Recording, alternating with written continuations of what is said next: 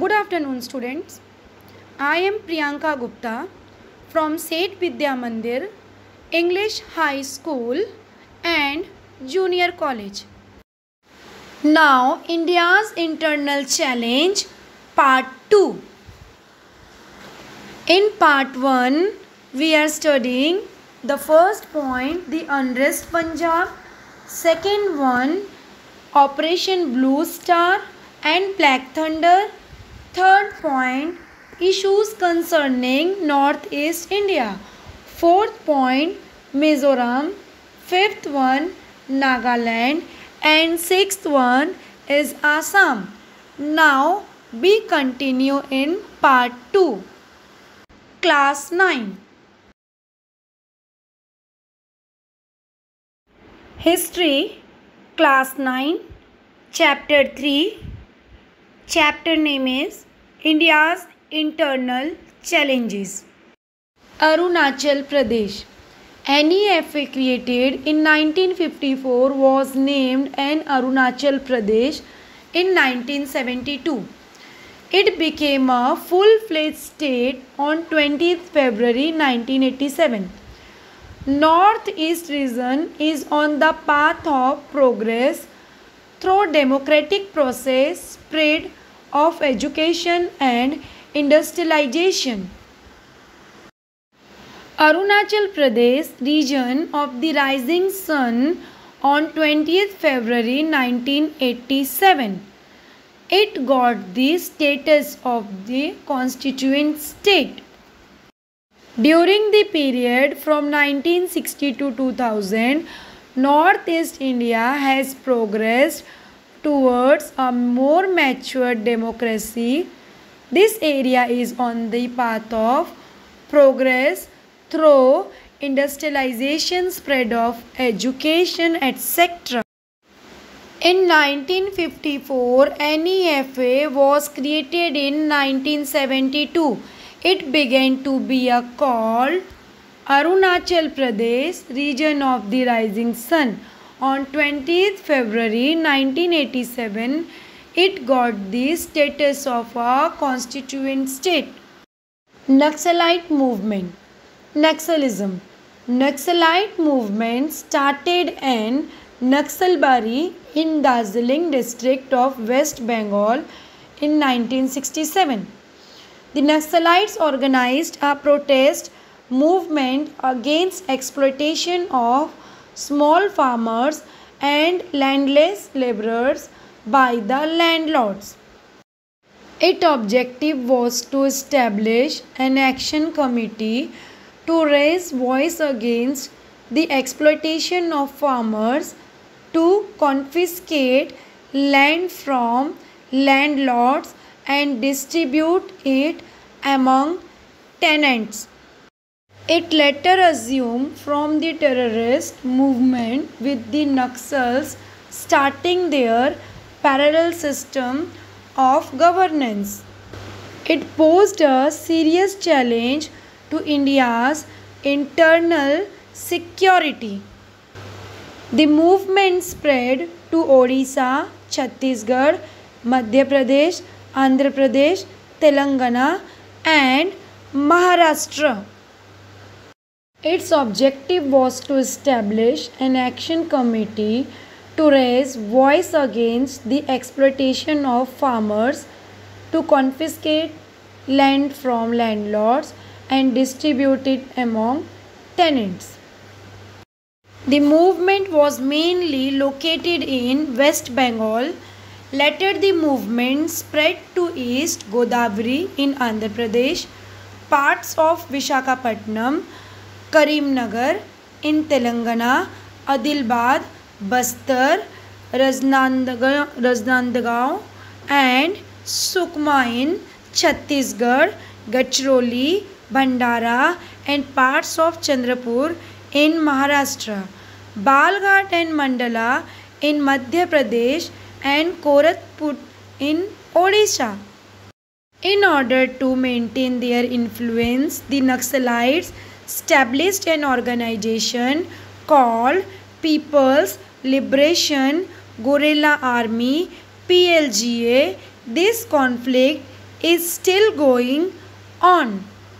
The movement strayed away from its objectives. It took recourse to terrorism to prevent any government schemes and welfare policies from reaching the common people. The Naxalites started a parallel system by rejecting the democratic system. This made Naxalism a serious challenge to India's internal security. The Naxalites organized these small landholding farmers. Landlord laborers took charge of their lands, put up red flags, and declared that the area as free territory in 1967. All those movements took inspiration from this rebellion are called Naxalite movements. Communalism means narrow or excessive pride in one's own religion. The seeds of communalism were sown by the British. This led to the unfortunate partition of India on the basis of religion in 1947, an important point not given in textbook.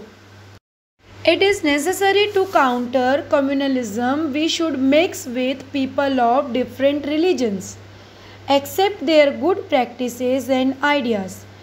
We should understand socio-economic problem rationally and not mix this up with religion. We should research for the reasons that are responsible for disturbing communal harmony. Any insult to their religion and religious symbol led to communal riots. Hundreds of innocent people are killed and property worth crores of rupees is destroyed. Social unity and in turn national unity receive a blow. They become too sensitive about their religion and co-religionist. It results in mutual suspicion and distrust among the followers of different religions. The outlook of people become prejudiced. Even social and economic problems are perceived from the religious angle. People believe that they have no influence in politics and are unjustly treated because they belong to a particular region. What is regionalism? Regionalism is excessive pride about one's region. Feeling superior than other is morbid or excessive regional pride. Regionalism thrives on regional imbalance in development. Some states achieved higher economic and industrial development while some states remained backward.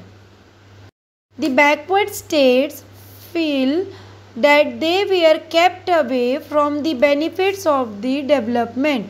Thereby, understanding between the states is broken. This has a negative impact on national unity. Now, after our being made to solve the problem of regional imbalance in economic development. On the other hand, the people in the backward states are aroused by appeal to their regional identity, significant of local traditions and culture. By regional political parties, this led to regionalism and endangers national unity. The evils of regionalism can be tackled by reducing the imbalance in development. Efforts are being made to solve the problem of regional imbalance in economic development. Regionalism can affect the development as well as backward states. The developed advanced state also achieved progress in health, civic amenities and education, whereas less developed states remain backward in all these sectors areas. Now the chapter will be over and assignment. Question number 1. State the consequences of communalism. Question number 2. State the consequences of regionalism. Question number 3. When does regionalism became strong? And last question number 4. Write down the Operation Blue Star. Now children, write your assignment in your 200-page long book. Thank you. Have a good day.